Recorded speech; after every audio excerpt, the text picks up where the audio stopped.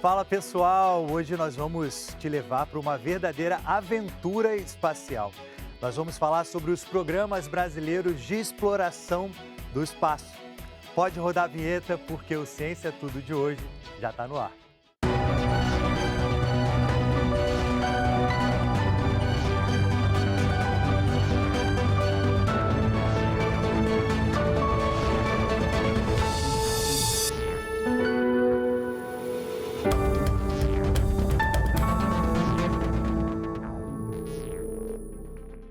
Bom, para começar o programa de hoje, nós vamos conhecer a Agência Espacial Brasileira, que foi criada com o objetivo de promover o desenvolvimento das atividades espaciais de interesse nacional. Vamos ver. A criação da Agência Espacial Brasileira deu ao Brasil um papel de destaque no setor aeroespacial na América do Sul e fez do Brasil um parceiro do projeto da Estação Espacial Internacional. Hoje, a Agência Espacial Brasileira está vinculada ao Ministério da Ciência, Tecnologia e Inovação e é responsável pelo Programa Espacial Brasileiro. Ela opera em duas bases, em Alcântara, no Maranhão, e na Barreira do Inferno, no Rio Grande do Norte. O Brasil lançou com sucesso o seu primeiro foguete ao espaço, um VSB-30, em 23 de outubro de 2004, a partir do Centro de Lançamento de Alcântara, em uma missão suborbital.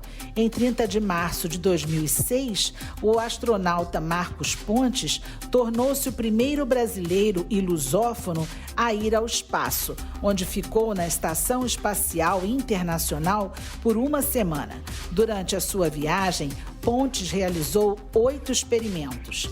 A Agência Espacial Brasileira tem feito uma política de desenvolvimento conjunto de tecnologia com programas espaciais mais avançados, além de coordenar atividades de pesquisa, capacitação, fomentar empregos e negócios para o Brasil.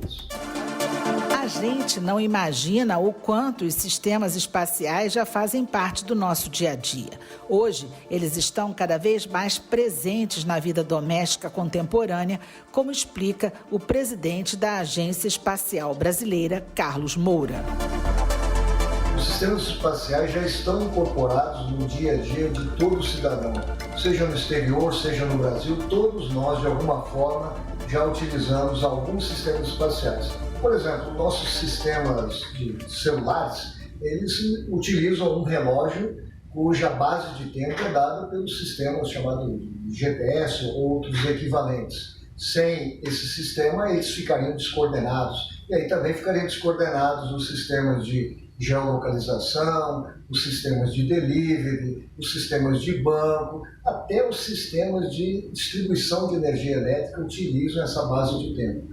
Outros tipos de aplicação vêm da capacidade de observação da Terra, de uma altitude muito grande. Então isso é importante para a navegação, para a proteção do meio ambiente, para a segurança pública, para a agricultura, ainda mais agora em tempos de agricultura 4.0. Então a pandemia tem nos mostrado que se todos nós já dependíamos de alguma forma de sistemas espaciais, agora dependemos muito mais. Telemedicina, teletrabalho e tantas outras oportunidades vêm disso que é uma infraestrutura. A gente vê sistemas espaciais como uma infraestrutura que serve não só para integrar regiões remotas ou mesmo em áreas urbanas, como serve também de vetor para o desenvolvimento nessa vida contemporânea. A Agência Espacial Brasileira desenvolve várias missões nas suas bases terrestres, como satélites, foguetes, o VLM, veículo lançador de microsatélite, o VLS, veículo lançador de satélites, e tem parcerias e acordos de cooperação com vários países como Ucrânia, Japão, Rússia e China.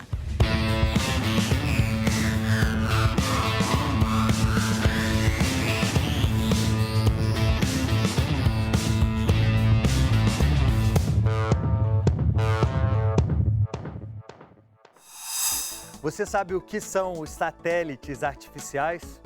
Bom, a única coisa que eu sei é que eles são criados para observação e exploração do universo.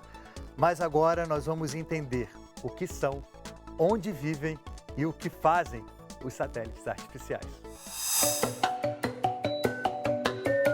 Os satélites artificiais são cada vez mais vitais para a humanidade, tanto para serviços voltados para a Terra, como acesso à internet, o uso do GPS, previsão do tempo e sensoriamento remoto, como também para a pesquisa científica do universo. Satélites voltados para a Terra têm distintas finalidades. Os satélites de comunicação atuam como repetidores e amplificadores de sinais de rádio, de TV, de internet. São satélites para facilitar as comunicações de um ponto a outro da Terra. Satélites de navegação são muito necessários. Antes eles eram difíceis de manusear, mas hoje em dia todo mundo tem sinais de GPS, todo mundo pode se valer aí dos satélites de posicionamento para se orientar na Terra.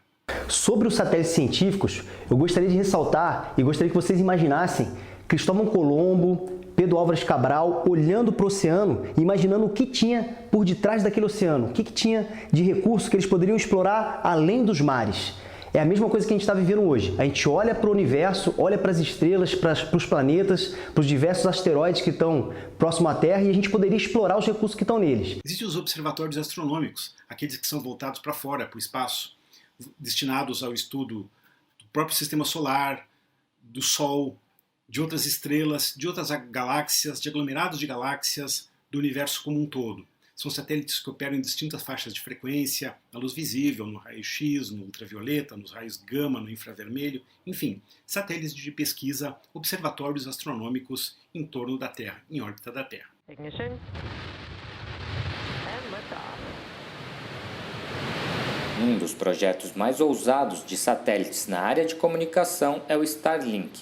O programa da empresa SpaceX, de Elon Musk, está formando uma constelação de milhares de satélites visando a oferta de internet rápida em qualquer lugar do planeta. O satélite que mais está se destacando nesses últimos tempos são os satélites de comunicação. E a gente pode até ressaltar a SpaceX e os satélites Starlink. Eles estão prometendo cobertura global, mundial, o tempo todo, sem que a gente já tenha aquele problema de perda de contato. Então a gente vai ter, no mundo todo, a capacidade de ligar o telefone e ter contato através de satélite. É um projeto que está em implantação, já está sendo explorado, inclusive comercialmente, mas trouxe, infelizmente, um risco muito complicado para a astronomia, porque a grande quantidade de satélites implica em degradar imagens, né? Imagens astronômicas, elas não são que nem uma fotografia que a gente tira aqui no chão, que é uma fração de segundo. Não, imagens astronômicas requerem minutos, dezenas de minutos, às vezes meia hora de exposição. Então, se você tiver milhares de satélites caminhando pelo céu, a imagem vai ficar riscada, ela vai ficar danificada e pode se perder todo aquele tempo. Esse é um problema que ainda não está resolvido. Hoje, há mais de 3.000 satélites operacionais na órbita da Terra, mais alguns milhares fora de uso. Além de atrapalhar a observação dos astrônomos, o excesso de satélites no espaço pode gerar outros transtornos.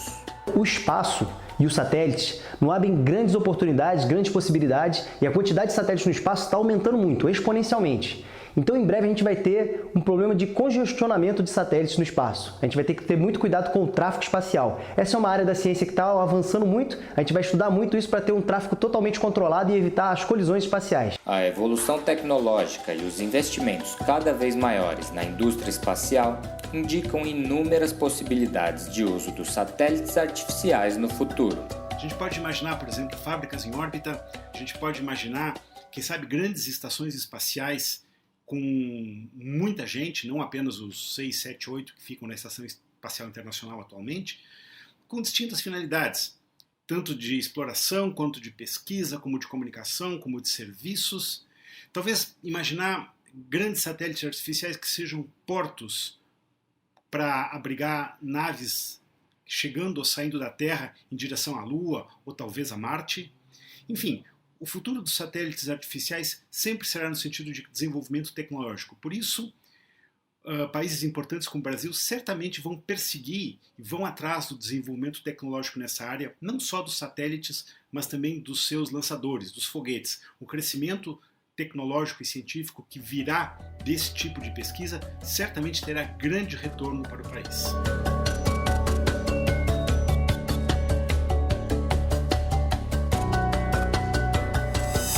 A linha de Kármán estabelece o limite entre a atmosfera da Terra e o espaço sideral. Ela fica a uma altitude de 100 quilômetros acima do nível do mar. Gente, e é perto dessa altitude que alguns voos turísticos espaciais estão operando. Você já imaginou que sonho você viajar e ter o planeta Terra como vista? Olha só. Praia, montanha, cachoeira. Já decidiu pelo roteiro das próximas férias? Pois é, tem gente optando pelo espaço. Você ouviu bem, espaço. É que vivemos um momento de retomada do turismo espacial, um segmento para poucos e com custos até então milionários.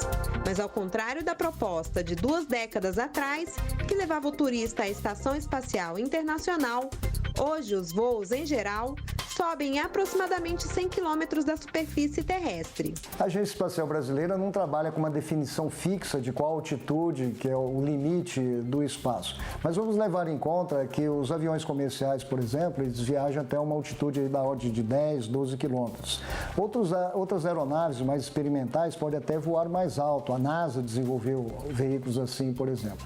Mas vamos admitir que a partir de 30 quilômetros, 40 quilômetros de altitude, não se tem mais uma sustentação adequada, então uma aeronave com asas não vai ter muito efeito. Por isso que para grandes altitudes nós utilizamos foguetes que não têm mais asas, eles têm outro princípio de desempenho do seu voo e de sustentação. O que nós temos que considerar é o seguinte, à medida que se afasta muito da Terra e que a atmosfera fica muito rarefeita, o princípio de funcionamento desses corpos é diferente, você tem uma gravidade, o efeito da gravidade também já começa a ficar diminuído e você tem outros fenômenos que acontecem no espaço exterior. Por exemplo, você não pode respirar lá fora, você está mais sujeito a um bombardeamento por radiação cósmica. Então, é esses desafios que a gente encontra a hora que se afasta da atmosfera convencional, essa que está para baixo aí dos 10, 12 quilômetros, isso já dá a característica de um voo espacial. Por isso que um foguete como esse, estou dando o caso de um suborbital, ele enquanto está voando até 30, 40, 60 quilômetros de altitude, ele sofre alguns efeitos da atmosfera. Depois disso, ele está num voo quase que seria num vácuo, e aí as condições de voo são muito diferenciadas. Então, ele sobe a altitudes grandes e desempenha atividades como a de experimentos de microgravidade, que já são consideradas voo espacial. Estes voos com turistas são suborbitais, pois são lançados a altas velocidades, mas não orbitam a Terra. Logo após o lançamento, a nave faz uma trajetória em curva e retorna ao solo. Mas quem pensa que para por aí está enganado. Já existem projetos que querem levar turistas à órbita lunar. Para a Agência Espacial Brasileira, um segmento em expansão e com muitos desafios pela frente.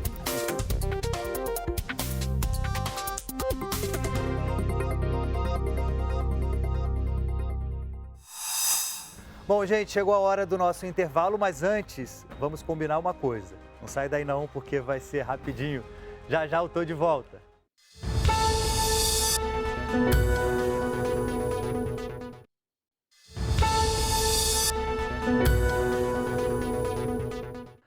O único brasileiro que foi ao espaço até hoje é o astronauta Marcos Pontes, atual ministro da Ciência, Tecnologia e Inovações.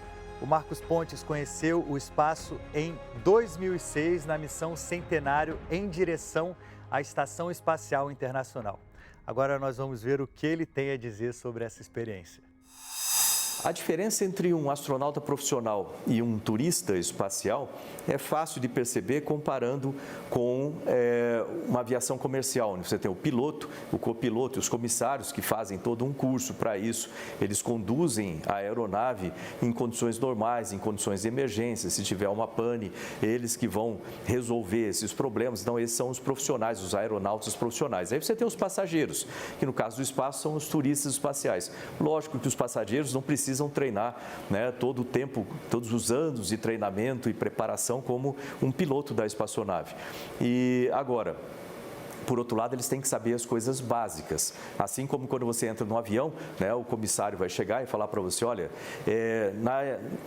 se houver uma despressurização da aeronave, máscaras vão cair na sua frente, você tem que pegar a máscara, colocar primeiro em você e depois colocar em crianças ou em outras pessoas, né, tem que recolher a mesinha, colocar a cadeira na posição horizontal para poder facilitar a passagem no caso de algum problema no pouso e assim por diante. Ou seja, o turista, ele tem que saber o básico para proteger a sua vida e não atrapalhar a tripulação durante uma situação de emergência e também não atrapalhar ou prejudicar os outros passageiros. Então, o treinamento para o turista, ele é muito simples, vai ser questão de 2 semanas no máximo, para ele conhecer, né, o que ele pode, o que ele não pode fazer na espaçonave durante o voo. Ele tem que fazer exames médicos, ele tem que ter uma noção do que vai acontecer com a sua fisiologia quando estiver no espaço, em 0G, que causa certas alterações na maneira como o organismo funciona, só para que ele possa aproveitar de forma mais eficiente o seu tempo no espaço. E enquanto isso, deixa a condução da espaçonave, a resolução dos problemas com os astronautas profissionais. Desde os primeiros voos tripulados, né, com o Yuri Gagarin e até os dias de hoje, muita coisa mudou nos sistemas, no acompanhamento dos sistemas e no conhecimento da fisiologia humana quando exposta vamos dizer assim, às atividades espaciais. Então, a conjunção de todo esse conhecimento, nós temos hoje espaçonaves que têm o sistema de propulsão muito mais avançado do que daquela época. Nós temos sistemas de controle e guiagem que são extremamente precisos hoje em dia, comparados com o que havia na época do Gagarin, né? E certamente sistemas de segurança também, as redundâncias e tudo mais. Então, tudo isso foi graças ao pioneirismo, né, de muitos astronautas e cosmonautas que vieram arriscando a sua vida ao longo desse tempo de desenvolvimento para chegar hoje em sistemas muito mais robustos, muito mais seguros, que nos permitem agora, né, começar a levar turistas espaciais ao espaço, algumas vezes até de forma automática, né, como acontece na Blue Origin. Agora, tudo isso, né, envolve também aí a resiliência do organismo humano. Então, é importante ainda, né, que esse conhecimento todo seja passado, mesmo para os turistas, né, que eles saibam o que vai acontecer com o corpo em termos de redistribuição de líquidos, em termos de se ficarem bastante tempo no espaço, por exemplo, a questão de perda de massa óssea, a exposição à radiação. Certamente o ambiente espacial ele é bastante hostil, né, para o corpo humano e qualquer pessoa que se arrisque, vamos dizer assim, a se expor a esse ambiente, tem que conhecer os riscos e tem que conhecer as técnicas de preparação também para evitar ou para mitigar esses riscos. Bom, gente, para que um país prospere na conquista espacial e também no desenvolvimento tecnológico, é fundamental o investimento em educação. O projeto Robótica Espacial, uma iniciativa da Universidade de Brasília, tem justamente a missão de simplificar o ensino de robótica. Vamos ver.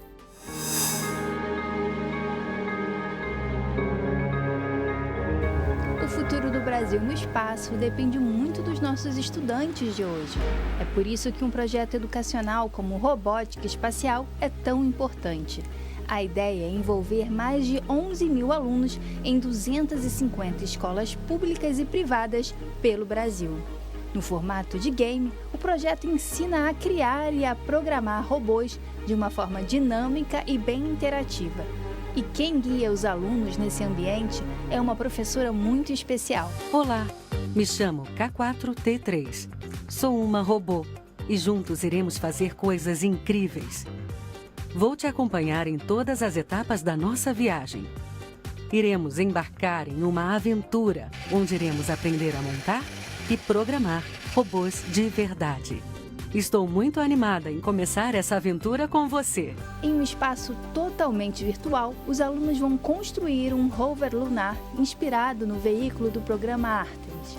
A plataforma também inclui simuladores para experimentar de forma bem realista cada etapa de produção e programação de um robô.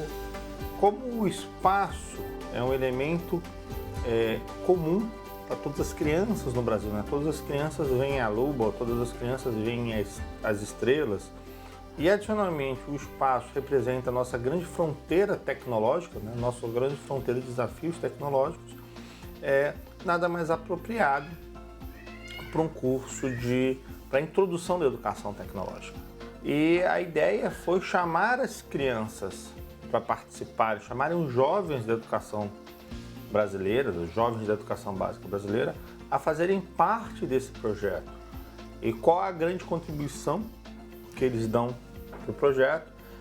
Se preparando para serem os cientistas e os pesquisadores do futuro, aprendendo robótica espacial, aprendendo programação, aprendendo todos os elos da educação tecnológica.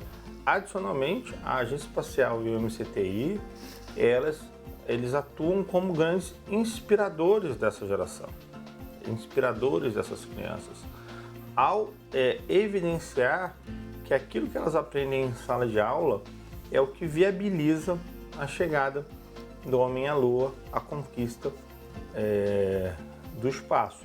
Os alunos passam a conhecer o conceito de cada componente, montagem, interligação e programação, chegando até o robô realizado.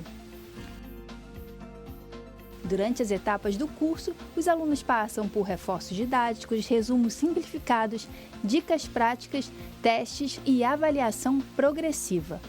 O projeto é uma parceria entre a Universidade de Brasília e o Fundo Nacional de Desenvolvimento da Educação e conta com apoio técnico da Agência Espacial Brasileira.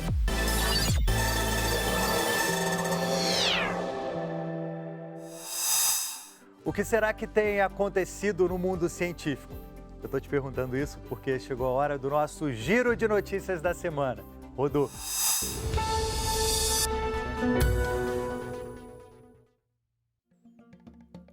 A 18ª edição da Semana Nacional de Ciência e Tecnologia levou palestras, cursos, oficinas, experimentos e jogos para a população em atividades online e presenciais.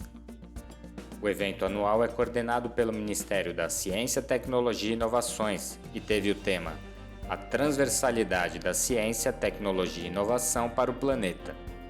Todos que frequentaram o pavilhão do Parque da Cidade e também quem acompanhou a transmissão de eventos online puderam ter uma pequena amostra do poder da ciência nacional. Os visitantes puderam participar de visitar mais de 100 estandes. Foram 72 oficinas, 144 palestras, seminários e o mais importante, uma oportunidade única de ser atendido e acolhido por pessoas que têm a paixão pela ciência. E a gente viu muito brilho no olho, principalmente dos estudantes, das crianças, é isso que a gente quer. Uma série de eventos, oficinas, palestras, um monte de gente veio aqui colaborar, as nossas 27 unidades vinculadas trouxeram projetos fantásticos. Uma semana como essa e uma feira como essa de ciência, ela traz para cada um de nós, mas especialmente as crianças, uma semente que pode germinar e trazer frutos muito importantes para o país. O encerramento contou ainda com uma cantata do coral MCTI. Vem, está chegando o Natal, vem, está chegando o Natal, pois nasceu Jesus, o Salvador, pois nasceu Jesus, o Salvador.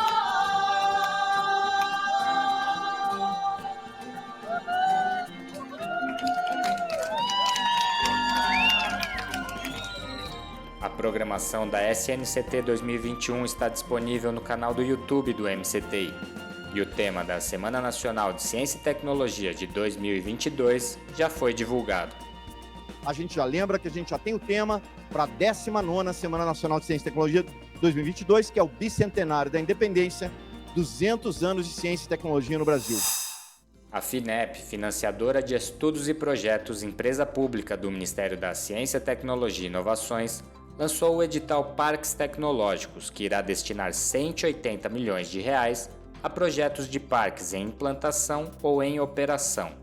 Incentivar o desenvolvimento tecnológico local e regional, aumentar a competitividade e promover ecossistemas de inovação são alguns dos objetivos da iniciativa. Então, a mensagem que a gente tem aqui da FINEP, essa caixa de ferramenta do Ministério da Ciência, Tecnologia e Inovações é de quê? Nós temos um reconhecimento pelo trabalho do Ministério, do Governo Federal, está lançando uma chamada maior que as anteriores. Empresas, todos os setores vão ser ligados à tecnologia no futuro, não tem jeito. Se a gente quiser ser competitivo no cenário internacional, a gente vai precisar de inovação. Gente, tchau. Infelizmente o programa de hoje fica por aqui, mas olha só, se você quiser rever esse ou qualquer outro programa, é só acessar o canal da TV Brasil no YouTube ou acompanhar tudo pelo aplicativo TV Brasil Play, tá tudo lá, viu? E é isso aí, bom fim de semana e sábado que vem a gente tá de volta, eu espero você, hein?